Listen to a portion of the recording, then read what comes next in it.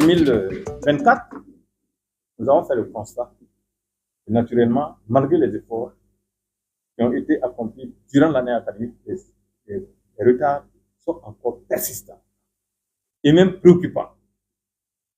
D'où la nécessité d'avoir dégagé dans cette stratégie la nécessité de dispenser les cours pendant les vacances. Je rappelle que les vacances sont consacrées dans la loi.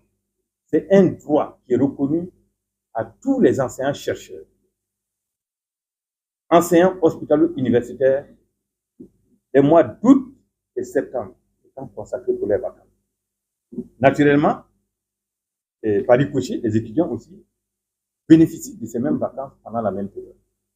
Mais en vue de résolver ces écarts, tous les acteurs se sont accordés la nécessité de sacrifier, entre guillemets, ces vacances pour pouvoir avancer véritablement vers cette normalisation. La conjugaison de toutes ces mesures d'accompagnement, de tous ces engagements, nous a permis donc d'obtenir les résultats que je vais vous présenter tantôt. Alors, en termes clairs, si on prend l'ensemble de toutes les ISR, c'est-à-dire les universités, les écoles, les instituts et autres publics, nous avons en tout 321 filières. Est-ce que c'est clair? 321 filières. À la date du 1er octobre 2023, c'est-à-dire au début de l'année académique 2023-2024, donc au début de cette année académique, en octobre 2023, on avait 159 filières sur les 321 qui accusaient des retards, ce qui représente à peu près 49,53% des filières qui étaient en retard, malgré les efforts qui avaient été constatés l'année académique d'avant.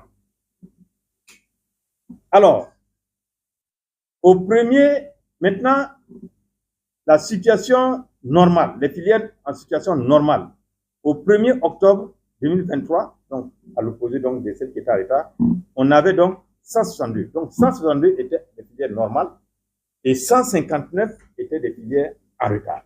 Donc voilà la situation en octobre 2023. Sur cette base, nous avons consenti des efforts durant l'année académique d'octobre à juillet. Octobre 2023 à juillet 2024. Et ces efforts ont permis de normaliser 38 filières. Et les 38 filières représentent 23,90% des filières qui étaient en retard. Donc 38 filières ont été normalisées durant l'année académique 2023-2024. Donc jusqu'à fin juillet. Donc ça veut dire qu'à la date du 31 juillet 2024, on avait 200 filières en situation normale, d'accord, contre 121 filières qui étaient en retard. Donc voilà la situation en juillet. Alors donc on avait le choix d'aller en vacances, de revenir trouver cette situation-là et de recommencer encore la même gymnastique telle qu'on l'a fait chaque année. Ou alors de concentrer ses efforts des vacances-là pour peut-être réduire, ne serait-ce que les 121 filières en retard là, au moins, en tout cas, engranger quelques résultats. C'est ce qui a été fait. Donc, pendant les 2 mois de vacances, c'est-à-dire les mois d'août et septembre 2024, 2 mois, nous avons pu normaliser 61 filières. Donc, ça veut dire qu'au 30 septembre 2024, nous avons en tout 261 filières normalisées sur les 321 filières que compte l'ensemble des ISR. Donc, ce qui représente environ 81,30% des filières normalisées au 30 septembre 2024. Donc, ça veut dire qu'au 30 septembre 2024, il restait encore 60 filières à normaliser, ce qui fait environ 18,70% des filières. Donc, voilà ce que nous avons pu obtenir pendant ces 2 mois. Donc, si je... Bon, il faut être conscient d'une chose. C'est-à-dire qu'on n'est pas parti de zéro pour les 61 filières. il y avait déjà des acquis pendant l'année académique et ces acquis ont été parachevés pendant les 2 mois. Tout état de cause, c'est pendant les 2 mois qu'on a pu obtenir les 61 filières. Cela fait environ 1,6 fois ce qu'on a pu obtenir en année académique normale.